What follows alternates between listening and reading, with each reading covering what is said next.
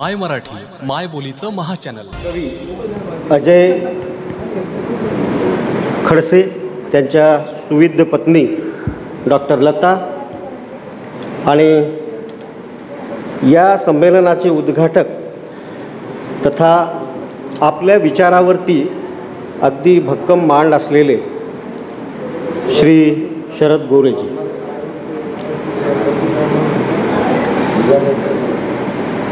नरेंद्र गुळघाणे संयोजक, शिवा प्रधानजी, ज्यांचं मला नाव घेतलं पाहिजे असे आमच्यासोबत आलेले महाराष्ट्रातले एक प्रथितेश कवी राजेसाहेब कदम, विठ्ठल कुलटजी आणि माझे महाविद्यालयीन मित्र डॉक्टर मनोहर मित्र हो,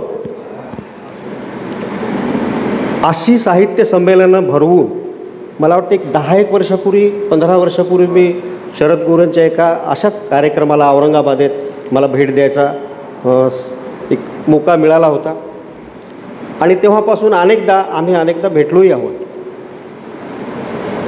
परंतु ही अशी साहित्य संमेलनं भरवणं किती गरजेचं आहे, किती कष्टाचं आहे, त्याचं नियोजन कसं, ह्या फार छोट्या गोष्टी आहेत। पण माणसं विचारांनी एकत्र आणणं ही साहित्याची प्राथमिकता असते। ज्या चळवळीचा उहापोह सांगोपांग असा उहापोह केलेला आहे शरद यांनी इथं, तो सगळा ऐतिहासिक धांडोळा मी थोडासा बाजूला ठेवतो, तो त्यांनी केलेलाच। तिथून पुढे त्यांचं भाषण जिथं संपलं तिथून मी पुढे काही मांडणी करणार आहे। अनेक गोष्टी भारतीय जीवन विश्वामध्ये फार उलथापालथ करणाऱ्या घडलेल्या आहेत। आज नाही, संस्कृतीच्या आरंभापासून, ज्या संस्कृतीचा आरंभच मुळात स्त्रियांनी केला, त्या स्त्रियांच्या जाणीवा, त्यांच्या संवेदना त्यांनी त्या काळापासून आत्तापर्यंत वर्तमानापर्यंत जपल्या, जोपासल्या, असा हा एक इतिहास। आणि ज्या जाणीवांमधून निर्माण झालेली सगळ्या प्रकारची कलाकौशल्य असतील, त्या कलाकौशल्याचा भाग दुसरा। ज्योतिराव फुल्यांनी छत्रपती शिवाजी महाराजांना आराध्य मानून विचारांचा एक प्रवाह सुरू केला। हा प्रवाह आधुनिक भारतातला नव्या संस्कृतीचा उगम होता। तिथून एक नवी संस्कृती होती आहे। साधी गोष्ट आहे की ज्या पोवाड्याचा आपण वारंवार उल्लेख करतो, ज्योतिराव फुले हे अत्यंत स्खलित असं इंग्रजी बोलायचे, अनेक भाषांवरती त्यांचं प्रभुत्व होतं। मग त्यांनी पोवाडा हा फॉर्म का वापरला, कशासाठी, हे प्रश्न आपल्यापुढे साहित्यात वारंवार येत असतात। कशासाठी वापरला तर पोवाडा हे माणसाच्या मनातलं चैतन्य रक्तवाहिन्यातून सळसळलंच पाहिजे आणि आक्रमणासाठी जी माणसं तयार आहेत त्यांना भिडण्याची शक्ती देणारं असलं पाहिजे आणि ते करताना ते त्यांच्या भाषेत लिहिलं, त्यांच्या भाषेतच लिहिला पाहिजे, अशा पद्धतीची ती एक धारणा त्या पोवाड्यांच्या मागे होती। मग पोवाड्याचा अर्थ, त्याची बाकी सामाजिक चळवळीशी बांधिलकी यावर आपण फारसं बोलणार नाही, कारण भाषा हे प्रगटण्याचं असं माध्यम आहे। बघा, प्रत्येक कलेला माध्यम असतात। चित्र ही रंगरेषांनी काढली जातात, नृत्य हे पदन्यासाने घडून येतं, संगीत हे वाद्यमेळातून स्फुरतं, तसं साहित्य ही कला जी आहे ती शब्दातून प्रगट होत असते आणि त्या शब्दाच्या पाठीमागे निश्चित असा एक विचार असतो। इथं नातं असतं आपलं ज्योतिराव फुल्यांचं, इथं नातं असतं आपलं बाबासाहेबांचं, इथं नातं असतं आपलं जिजाऊचं। म्हणून भाषा ही फारच संवेदनशील असते। ही जी मुलगी संचलन करत होती तिचं मला कौतुक करावं वाटलं, दीक्षा भावे, कौतुक यासाठी करावं वाटलं की हातात कार्यक्रमाची पत्रिका नाही, संयोजक अनेक पद्धतीनं वेगवेगळे कार्यक्रम मध्ये सुचवतात, तरीही तिच्या चेहऱ्यावरचा भाव बदलला नाही, भाव बदलला नाही। बरोबर, आमच्या क्षेत्रातलीच आहे। शरद तुमच्या बघा पुढे कुठं नेता आलं,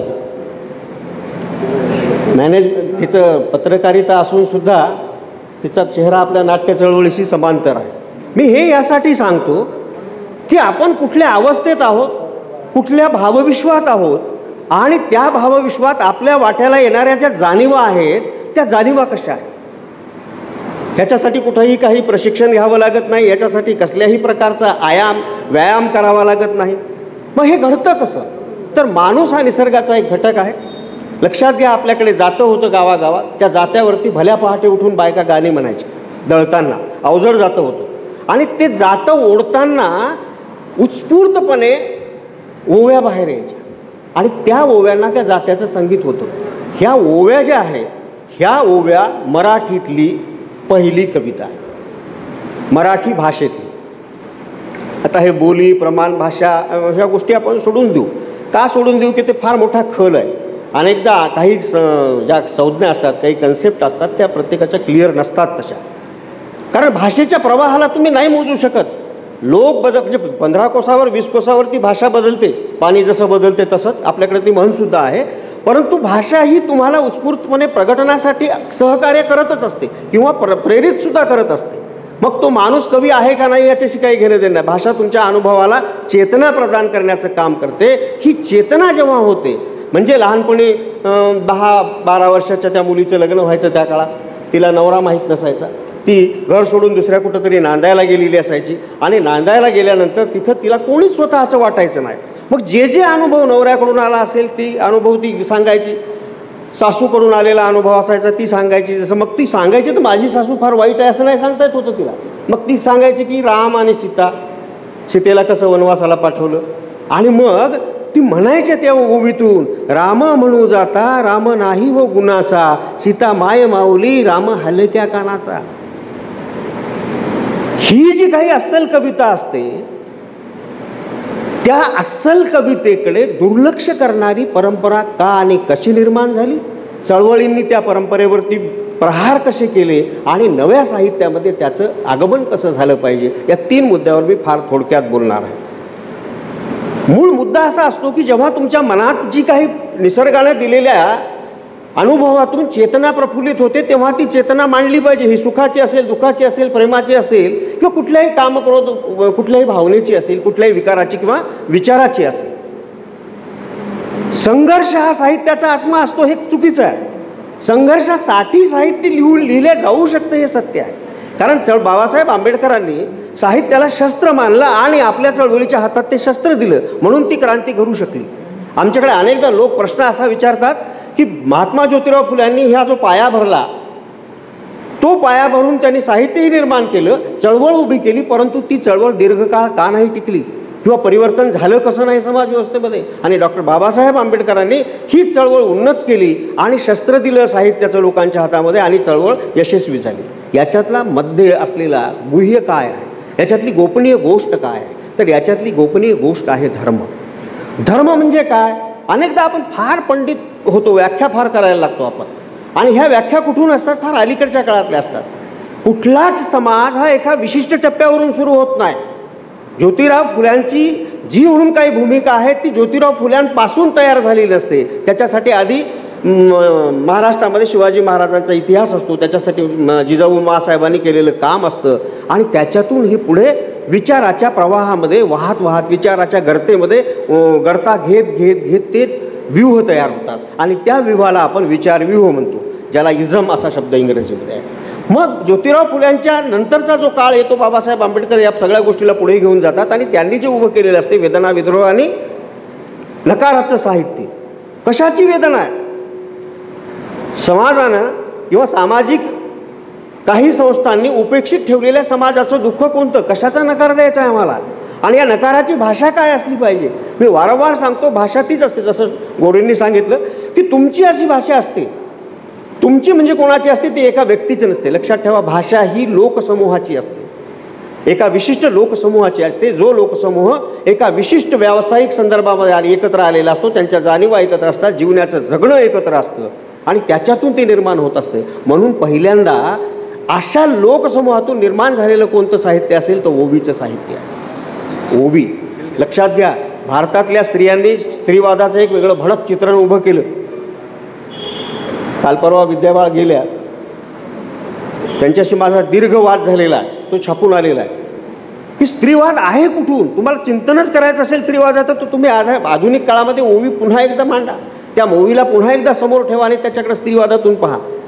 किंवा तुम्हाला रामायणातली सीता, अहिल्या ह्या कन्सेप्ट समजून घ्या. ही इतकी मिथकं जटिल होऊन बसलेली आहेत आत्ताच्या वर्तमान साहित्यिकांच्या पुढे, आणि त्या मिथकावरची जी मांडणी असते, एका दंतकथेवरची, एखाद्या लोककथेवरची जी मांडणी असते ती सोयीस्कर केलेली असते. इतिहास लिहितात म्हणजे काय करतात लोक, दंतकथा उभी करायची आणि तिच्यावरती सोयीस्कर मला वाटलं म्हणून कुणालाही विचारा आता रामायण कशावरून घडलं तर ते सांगतात सीतेवरून घडलं. सीता काय होती, कोण होती? सीता म्हणजे देवळाच्या मालकीची जमीन. रामायण घडलं ते देवळाच्या मालकीच्या जमिनीवरून घडलं आणि त्याला अन्वय दिला आम्ही सीतेचा. सीतेला एक स्त्री म्हणून उभं केलं आणि त्या संस्कृतीला म्हणजे एका भरझरी संस्कृतीला नाकारण्याचं काम अशा प्रतीकांमधून झालं. त्याच्यासाठी साहित्यिकांनी आपल्या लेखण्या झिजवायला पाहिजे. कवितेचा प्रांत सोडला तर कथा, कादंबरी, नाटकं ही या सगळ्याच गोष्टी तुमच्या हातात आहेत आणि त्याच्यासाठी तुम्हाला अनुभवाचं जे काही तुमचं व्यापक असं वर्तुळ आहे ते तुमच्या घरी गावात आहे. तुमच्या घरी तुमच्या मनात जे व्यापक असं वर्तुळ उभं राहतं, अनेक प्रश्नचिन्ह रोज पडत असतात आणि मग ते प्रश्नचिन्ह जेव्हा आपल्या पुढे उभे राहतात तेव्हा त्या प्रश्नाच्या उत्तरासाठी म्हणून आपण जे चिंतन करतो, आपला शोध घेत राहतो, त्या आपल्या शोधामध्ये कुठंतरी कथात्मक अनुभव असतो, कुठंतरी काव्यात्मक नाट्यात्मक अनुभव असतो आणि हा अनुभव प्रगट करण्यासाठी म्हणून तुमच्या भाषेचीच गरज असते. दुसऱ्या भाषेत ते प्रगट करता येत नाही. याचं एक उत्तम उदाहरण तथागत गौतम बुद्ध बसलेले होते एकदा. त्यांच्याकडे येमेळ आणि कुकुट नावाचे 2 ब्राह्मण शिष्य आले आणि त्यांनी सांगितलं की भंतेजी, आम्ही तुमची वचनं संस्कृतात करू इच्छितो. का तर आता वेगवेगळ्या जाती समूहांचे लोक धम्मात येत आहेत, म्हणून धम्म हा विद्रूप होऊ शकतो, म्हणून तुमची जी वचनं आहेत ही सगळी वचनं आम्ही संस्कृतात लिहितो. तेव्हा आपल्याकडे एक शब्द आहे बा. तर बुद्ध म्हणाले, आनंदाकडे पाहिलं. आनंद परमशिष्य समोर बसलेला होता. त्याने सांगितलं की हे अडाणचोटांनो, बुद्ध काय म्हणतात, हे अडाणचोटांनो, मी माझ्या लोकांच्या भाषेत लिहितो, मी माझ्या लोकांसाठी बोलतो आणि मी माझ्या लोकांचं भलं इच्छितो. तुम्हाला जर तुमच्या लोकांचं, लोक म्हणजे तुमची भाषा बोलणारा, त्या लोकांचं भलं करायचं असेल, त्यांच्यासाठी काही करायचं असेल तर लोकभाषा एवढी समर्थ भाषा जगात कुठेच नाही. मी फार आशिया खंडातल्या 22 देशांमध्ये मी काम करतोय संशोधनाचं. इंटँजिबल कल्चरल हेरिटेज, अमूर्त संस्कृती. साहित्य हा अमूर्त संस्कृतीचा एक भाग आहे. म्हणून तुम्ही तिथपर्यंत जा. तुम्हाला वाटणार आहे एका खेड्यातल्या बाईला बसल्या बसल्या असं वाटतं की आईची माया जी आहे ही जगात सगळ्यात महत्त्वाची. आमच्याकडे एका आधुनिक कवीनं, मला वाटतं बाबा बोरकरांनी लिहिलं होतं, सत्ययुगाच्या अखेर झाला प्रेमद्वेष यांच्यात लढाई. सत्ययुगाच्या अखेर झाली प्रेमद्वेष यांच्यात लढाई, द्वेष झाला विजयी अनेक प्रेम लपले आईच्या हृदय. त्याच्या शेकडो वर्ष आधी एक ओवी होती, एक साधी ओवी बघा. मायेची मया सेजी करू गेली, मायेची मया सेजी करू गेली, लटकी साखर जोंधळ्याच्या पाना आली. म्हणजे चिकटा नावाचा रोग पडतो त्या जोंधळ्यावरती, तो खाल्ला तर गोड लागतो. ती स्त्री म्हणते की आईची माया आईच करू शकते, पण जर एखादी शेजी म्हणजे शेजारीन करत असेल तर ती त्या चिकट्यावर पडली, त्या ज्वारीवर पडलेल्या चिकट्यासारखी असते. गोड ते लागते गोड, पण कृमी होऊ शकतात पोटात. ही असते भाषेची करामत, हे असते भाषेचं वैभव. तुमच्या अनुभवाला तेवढ्याच ताकदीनं जर तुम्हाला मांडायचं असेल तर तुमच्या लोकभाषेशिवाय हे शक्य नाही, हे शक्यच नाही. मी अनेक देशांमध्ये हे मांडलेलं आहे. याच्यासाठी मोठी थेरीसुद्धा आहे की त्यासाठी मग तुम्हाला जर तुम्ही एखाद्या चळवळीचं नाव घेऊन जेव्हा करता, जसं की हे संमेलन आपलं ज्योतिराव फुल्यांच्या नावाने आहे, मग ज्योतिराव फुल्यांनी जो पोवाडा लिहिला त्याची मीमांसा ही अशी आहे, लोकभाषेत त्या लोकांसाठी जर लिहायचं असेल, त्यांना जर लढवय्य बनवायचं असेल तर मग पोवाड्याशिवाय दुसरा प्रकार नाही लोकसाहित्यात. आणि तोही पोवाडा लोकभाषेत केल्यामुळे त्यांना तो आपलासा वाटतो. मी अनेकदा पाहतो की आम्ही जेव्हा शाळेत होतो, बारके इथं शिक्षक मंडळी असतील, लहान लहान असताना आम्हाला काही कविता असायच्या, फार सुंदर कविता. या बालानो या रे या, लवकर भरभर सारे या, मजा करा रे मजा मजा, आज दिवस तुमचा समजा, स्वस्त वसे तोची फसे, नवभूमी दावीन मी, या नगराला लागून या. म्हणजे आमच्या गावात नाही, ते कुठं, या नगराला लागून तिकडं, आणि तिकडं घेऊन चाललेत आम्हाला. ते तिकडं मजा आहे म्हणले, इथं नाही गावात. कारण आम्ही पाहिलेला गाव असा होता की गावाच्या मध्ये भागून सगळ्याच रस्त्यांनी पाणी व्हायला लागलेलं आहे. त्याच्यावर लोक पोट्टे सोटे, ए बाबा, ए भाऊ, बंद करू का माझं? अरे काय माणसं आहेत तुम्ही. तर ते पोट्टे सोटे नाचालेले आहेत आणि तशा भागामध्ये काय असणार आहे पोरांना. माझं मी जेव्हा मग 7वीतून मी 8वीला गेलो मोठ्या शहरात शिकायला, शिकायला गेल्यानंतर तिथं सगळीकडं सुंदर सुंदर रस्ते होते, स्कूटरवर फिरणारी माणसं होती, त्यांच्या बागे बसलेल्या त्यांच्या गोंडस बायका होत्या, त्यांची लेकरं होती. अशा शाळेत माझा प्रवेश झाला आणि मला वाटलं की कविता खरीच आहे, ती खरी मजा तर इकडं आहे, गावात काहीच नाही. हे जे साहित्य असं निर्माण होते, ते साहित्य त्या लहान वयामध्ये तुमच्यावरती प्रभाव करत असते आणि त्या प्रभावातून मग तुम्ही पुढे जाता आणि गाव विसरता, घर विसरता, माणसं विसरता. जर तुमचीच भाषा, तुमच्याच संवेदना, तुमच्याच जाणीव साहित्यातून आल्या. मला चांगलं आठवतं की ते प्रौढ शिक्षणाचा एक कार्यक्रम सरकारनं नोंदवलेला होता आणि जिल्ह्याचा सचिव होतो मी. आणि तेव्हा एक 2-4 वर्षानंतर सगळे साक्षर झाले, म्हणजे झाले की नाही माहीत नाही, पण डिक्लेअर झाले.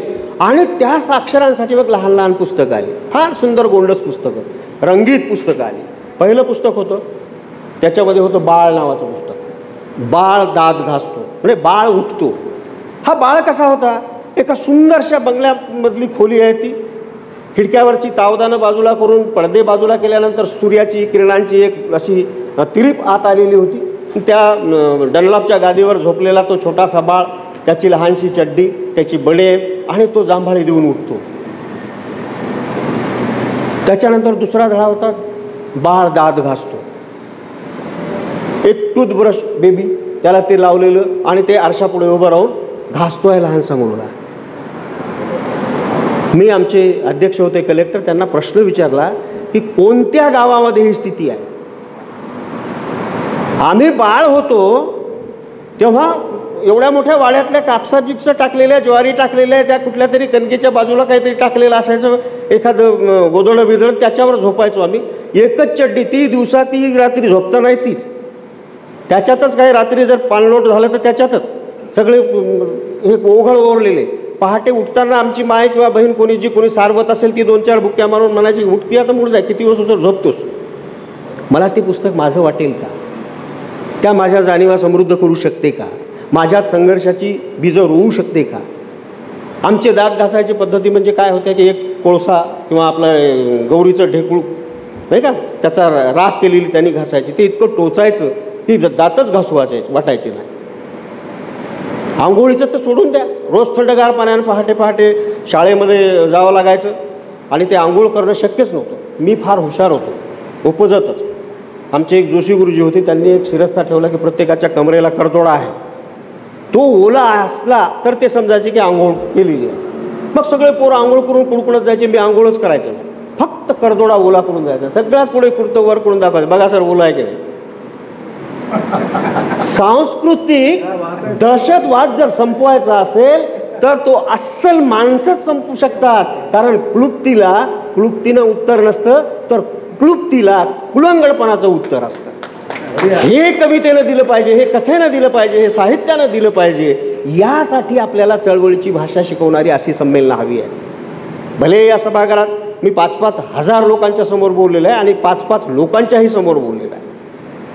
तुम्हाला जर साहित्याची निर्मिती जाणीवपूर्वक करायची असेल, फक्त माफ करा कविता सोडून, कविता जाणीवपूर्वक नसते. कवितेबद्दल तर माझी मतं इतकी दुःखी आहेत. मी ASEAN पोएट्रीचा एक मोठा कार्यक्रम, ह्याची कविता आली होती, तर मी चालवतो आशियातल्या 22 देशातल्या पोएट्रीवरती.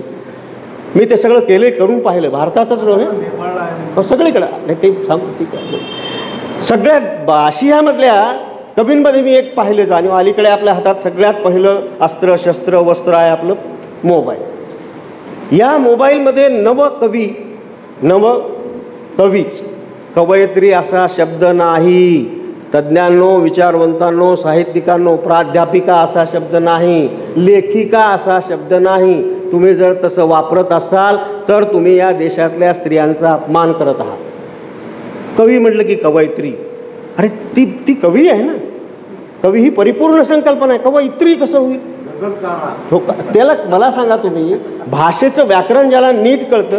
आता जर असं प्रत्येकाला स्त्रीलिंग म्हणायला, मग आमचे पंतप्रधान इंदिरा गांधी होती ती ठीक आहे लिंगाचं, पण राष्ट्रपतीचं काय करायचं. बरोबर आहे, राष्ट्रपती आपल्या पाटील मॅडम होत्या, मग राष्ट्रपतीचं स्त्रीलिंगी काय करायचं. करता येईल का भाऊ, लोक जोड्याला आणतील. याचा अर्थ असा होतो की प्रत्येक लेखकानं पहिल्यांदा भाषेची जाणच ठेवली पाहिजे. ती जाण जर तुम्हाला नसेल नंतर मग तुमची कविता बिघडते, तुमची कथा बिघडते आणि मग काम चलावू 10-15 लाईक्स, 1-2 काय ते बदाम नाही का. त्यातल्या त्यात मध्ये मध्ये तर मी पाहिलं आमचं सुरू झालं ते मोठं आशिया खंडामध्ये, म्हणजे लाख लोक ते पाहत होते. आणि तेव्हा मग काही बायकांनी आपापल्या त्या ह्याच्यावरती, बायका म्हणजे पुरुषसुद्धा, पण बिचारा पुरुषांना कोण विचारतो, ती बायका आपली लहानशी कविता टाकायच्या. आणि आत्ताच मला एक कविता सुचली, अशी केली, स्वतःचा फोटो, त्याच्या खालचे कमेंट्स पहा, लाज वाटून गेली पाहिजे मराठी समीक्षेला. टवका, फतरा, असं त्या कवितेच्या खालचे रिमार्क, त्याला काय म्हणतो आपण, टिपण्या, इंग्रजीमध्ये काय म्हणतो आपण,